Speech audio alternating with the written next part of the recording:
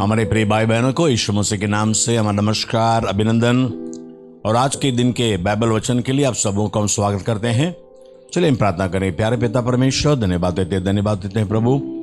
तेरे वचन आत्मा और जीवन है प्रभु, और आज भी तेरे वचन सुनने से, पढ़ने से हर एक के आत्मा में, शरीर में एक नया शक्ति, सामर्थ्य और जीवन आने दे।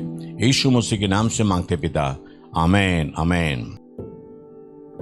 पहला राजा 5वां अध्याय।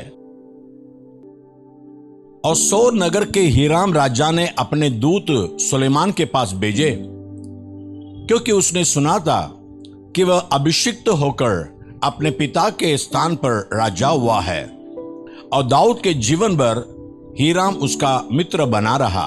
और सुलेमान ने हीराम के पास यूं कहला भेजा कि तुझे मालूम है कि मेरा पिता दाऊद अपने परमेश्वर यहोवा के नाम का एक भवन इसलिए न बनवा सका कि वह चारों ओर लड़ाइयों में तब तक बजा रहा जब तक यहोवा ने उसके शत्रुओं को उसके पांव तल न कर दिया। पर तो अब मेरे परमेश्वर यहोवा ने मुझे चारों ओर से विश्राम दिया है, और न तो कोई विरोधी है और न कुछ विपत्ति देख पड़ती है।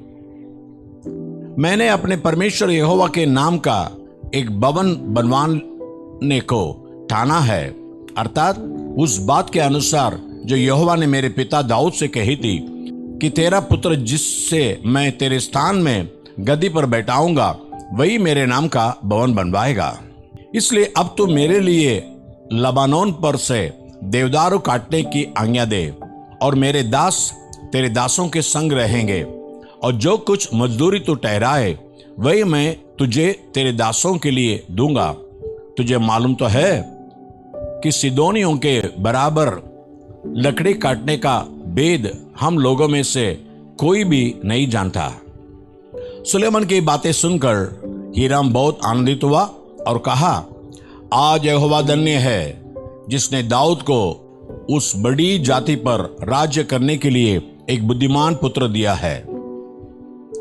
तब हीराम ने सुलेमान के पास यूं कहला भेजा कि जो तूने मेरे पास कहला भेजा है वह मेरी समझ में आ गया। देवदारू और सनोवर की लकड़ी के विषय जो कुछ तू चाहे वही मैं करूंगा। मेरे दास लकड़ी को लबानोन से समुद्र तक पहुंचाएंगे, फिर मैं उनके बेड़े बनवाकर जो स्थान तू मेरे लिए ठहराए वहीं पर समुद्र के मार्ग से उनको पहुंचवा दूंगा। वहां मैं उनको खोलकर डलवा दूंगा, और तू उन्हें ले लेना, और तू मेरे परिवार के लिए भोजन देकर मेरी भी इच्छा पूरी करना। इस प्रकार हीराम सुलेमान की इच्छा के अनुसार उसको देवदारू और सनोवर की लकड़ी देने लगा। और सुलेमान ने हीराम के परिवार के खाने के लिए उसे 20,000 खोर गेहूं और 20 खोर पेरा हुआ तेल दिया। इस प्रकार सुलेमान हीराम को प्रति वर्ष दिया करता था। और यहोवा ने सुलेमान को अपने वचन के अनुसार बुद्धि दी, और हीराम और सुलेमान के बीच मेल बना रहा, वरन उन दोनों ने आपस में वाचा भी बांध ली। और राजा सुलेमान ने पूरे इज़राइल में से 3,000 पुरुष बेगार लगाए, और उन्हें लबानोन पहाड़ पर पारी पारी करके महीने 10,000 बेच दिया करता था। और 1 महीना तो वे लबानोन पर और 2 महीने घर पर रहा करते थे, और बेगारियों के ऊपर अदोनीराम ठहराया गया। और सुलेमान के 70,000 बोझ ढोने वाले, और पहाड़ पर 80,000 वृक्ष काटने वाले और पत्थर निकालने वाले थे। इनको छोड़ सुलेमान के 3,300 मुखिए थे जो काम करने वालों के ऊपर थे। फिर राजा की आज्ञा से बड़े बड़े अनमोल पत्थर इसलिए खोद कर निकाले गए कि भवन की नींव गड़े हुए पत्थरों से डाली जाए। और सुलेमान के कारीगरों और हीराम के कारीगरों और गबालियों ने उनको गढ़ा और भवन के बनाने के लिए लकड़ी और पत्थर तैयार किए। प्रकाशित वाक्य 4वां अध्याय। इन बातों के बाद जो मैंने दृष्टि की तो क्या देखता हूं कि स्वर्ग में एक द्वार खुला हुआ है, और जिसको मैंने पहले तुरी के से शब्द से अपने साथ बातें करते सुना था, वही कहता है कि यहाँ ऊपर आ जा और मैं वे बातें तुझे दिखाऊंगा जिनका इन बातों के बाद पूरा होना अवश्य है। और तुरंत मैं आत्मा में आ गया और क्या देखता हूं कि एक सिंहासन स्वर्ग में धरा है और उस सिंहासन पर कोई बैठा है, और जो उस पर बैठा है वह यशब और मानिक सा दिखाई पड़ता है, और उस सिंहासन के चारों ओर मरकत सा एक मेघ धनुष दिखाई देता है। और सिंहासन के चारों ओर 24 सिंहासन है, और इन सिंहासनों पर 24 प्राचीन श्वेत वस्त्र पहने हुए बैठे हैं, और उनके सिरों पर सोने के मुकुट हैं। और सिंहासन में से बिजलियां और गर्जन निकलते हैं, और सिंहासन के सामने आग के 7 दीपक जल रहे हैं। ये परमेश्वर की 7 आत्माएं हैं। और सिंहासन के सामने मानो बिल्लौर के समान कांच का सा समुद्र है, और सिंहासन के बीच में और सिंहासन के चारों ओर 4 प्राणी हैं, जिनके आगे पीछे आंखें ही आंखें हैं। पहला प्राणी सिंह के समान है, और दूसरा प्राणी का मुंह बछड़े के समान है, तीसरे प्राणी का मुंह मनुष्य का सा है, और चौथा प्राणी उड़ते हुए उकाब के समान है।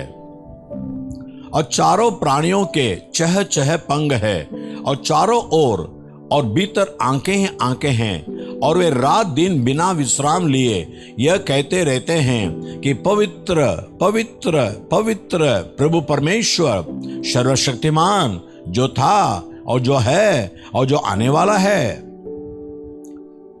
और जब वे प्राणी उसकी जो सिंहासन पर बैठा है और जो युगानुयुग जीवता है महिमा और आदर और धन्यवाद करेंगे, तब 24 प्राचीन सिंहासन पर बैठने वाले के सामने गिर पड़ेंगे और उसे जो युगानुयुग जीवता है प्रणाम करेंगे, और अपने अपने मुकुट सिंहासन के सामने यह कहते हुए डाल देंगे कि हे हमारे प्रभु और परमेश्वर, तू ही महिमा और आदर और सामर्थ्य के योग्य है, क्योंकि तू ही ने सब वस्तुएं सृजी और वे तेरी इच्छा से थी और सृजी हुई और सृजी गई।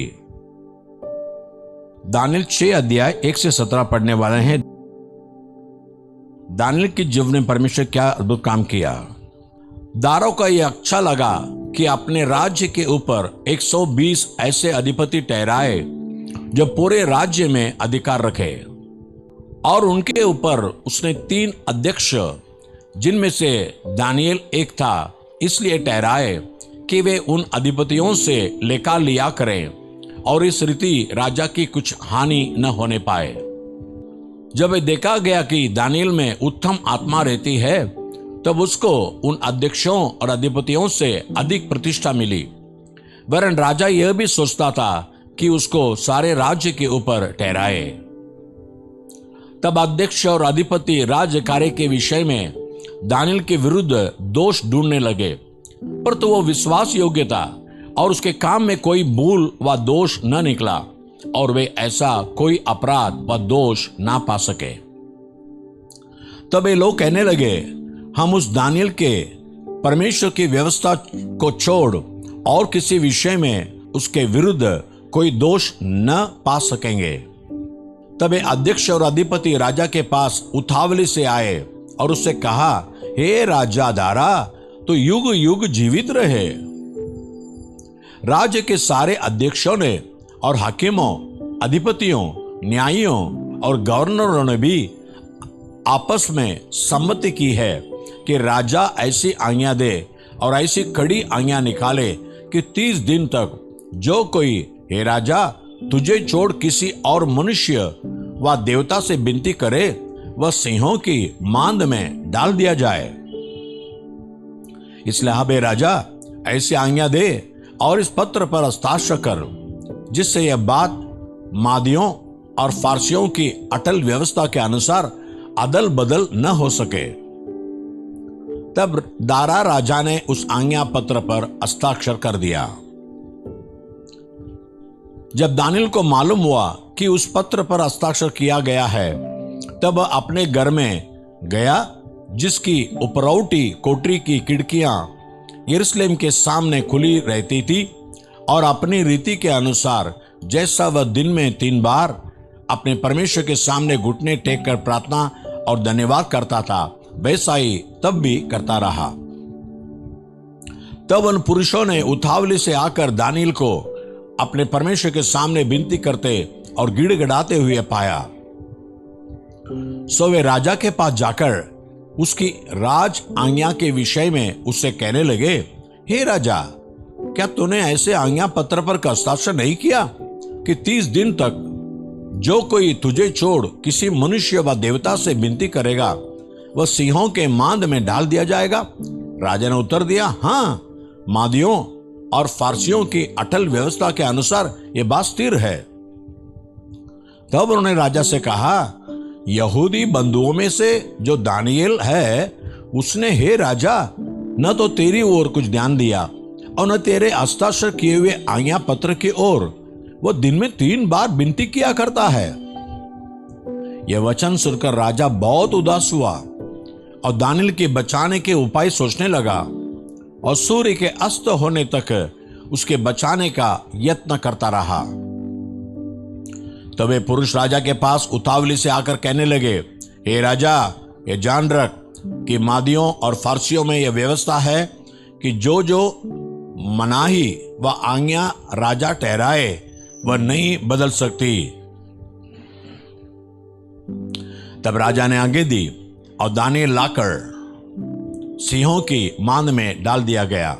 उस समय राजा ने दानियेल से कहा, तेरा परमेश्वर जिसकी तू नित्य उपासना करता है वही तुझे बचाए।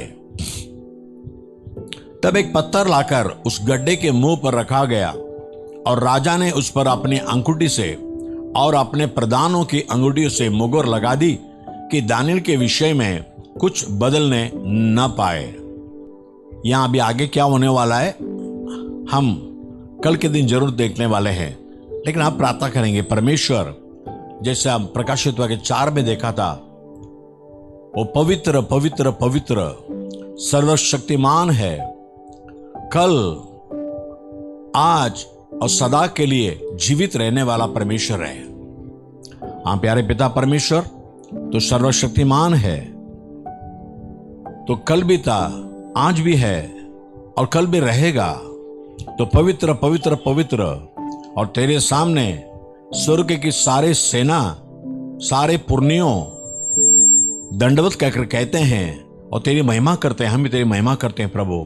सारे आदर महिमा का योग्य परमेश्वर, आज वचन सुनने वाले के जीवन में ऐसे काम कर दे कि उनको भी दानियेल के समान इस जगह पर, इस संसार पर उन्नति मिले। यीशु मसीह के नाम से मांगते पिता, आमीन और आमीन। God bless you. प्रभु आपको आशीष करे।